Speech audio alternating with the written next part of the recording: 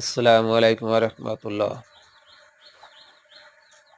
এখানে কত সুন্দর যে লাল মরিচগুলো দেখা যাচ্ছে, এগুলো খেতে দেওয়া হয়েছিল। পাকার পরে শুকিয়ে এই মরিচগুলোকে রাখা হয়েছে। আশা করি সবাই আপনারা চেষ্টা করবেন যাতে করে ভবিষ্যতে কারো মরিচ বা কারো কোনো কিছু কেনা না লাগে। নিজেরা যদি ক্ষেত খামারে দিয়ে খাওয়া যায়, এর থেকে আর ভালো কিছু হতে পারে না। সবার জন্য শুভকামনা রইল। সবাই ভালো থাকেন, সুস্থ থাকেন।